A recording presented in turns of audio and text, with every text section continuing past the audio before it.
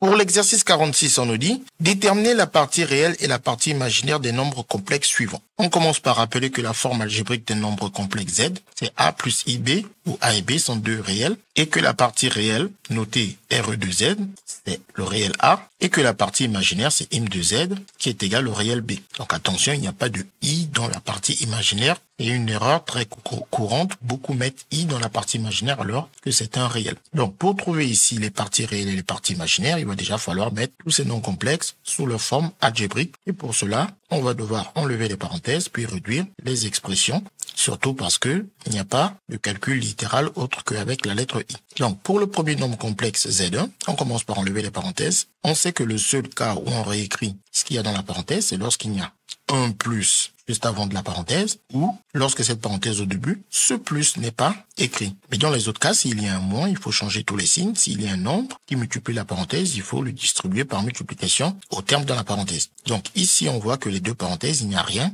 avant la première parenthèse et un plus avant la deuxième. Donc il faut exactement réécrire ce qu'il y a dans la parenthèse en enlevant les parenthèses.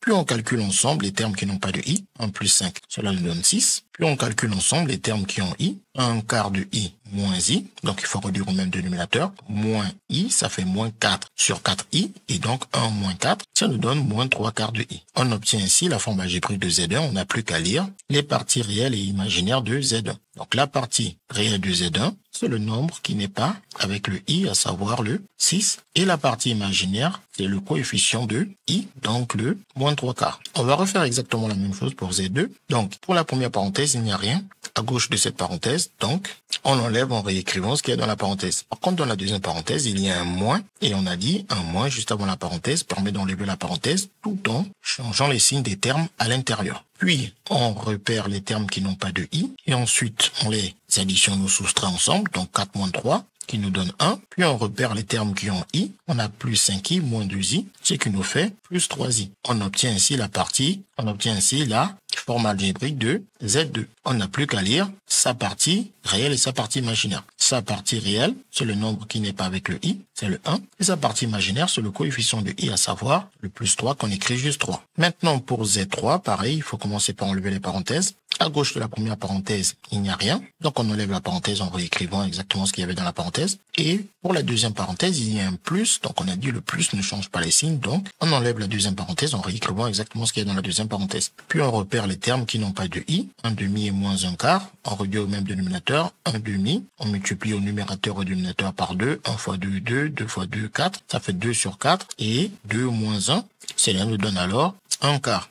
Puis on fait la même chose pour les termes qui ont I. On a moins I plus 1 tiers I. Donc il faut réduire au même dénominateur. Ça fait donc moins 3 sur 3 et moins 3 plus 1. Ça nous donne plus 2 sur 3i. Une fois qu'on a la forme algébrique, on n'a plus qu'à lire les parties réelles et les parties imaginaires. La partie réelle, c'est le nombre qui n'est pas avec le i, à savoir 1 sur 4. Et la partie imaginaire, c'est le coefficient de i, à savoir 2 sur 3. Ensuite, on passe à Z4. Donc, on fait la même chose. On enlève d'abord les parenthèses. Donc, ici, il n'y a rien à gauche de cette parenthèse. Donc, on réécrit ce qu'il y a dans la parenthèse. Lorsqu'on enlève la parenthèse, ici, il y a un moins. Juste avant cette parenthèse, le moins doit changer tous les signes. Donc, quand on enlève la parenthèse, le moins 1 quart devient plus 1 quart et le moins 1 tiers i devient, le plus 1 tiers i devient moins 1 tiers i. Puis on calcule ensemble les termes qui n'ont pas de i. Demi plus 1 quart, on réduit au même dénominateur. 1 fois 2 et 2 fois 2, ça nous fait donc 2 sur 4 plus 1 quart, ce qui nous donne 3 quarts. Et ensuite, on calcule ensemble les termes qui ont i. Ici, on a moins i, moins 1 tiers i. Donc, il faut réduire au même dénominateur. Ça nous fait du moins 3 sur 3. Et donc, moins 3 moins 1, ça nous donne moins 4 tiers i. Une fois qu'on a obtenu la forme algébrique de Z4, il ne nous reste plus qu'à lire sa partie réelle, c'est-à-dire le nombre qui n'est pas avec i, c'est le 3 quarts. Puis lire sa partie imaginaire, c'est-à-dire le coefficient de i, c'est-à-dire moins 4 tiers. CQFD, ce qu'il fallait découvrir.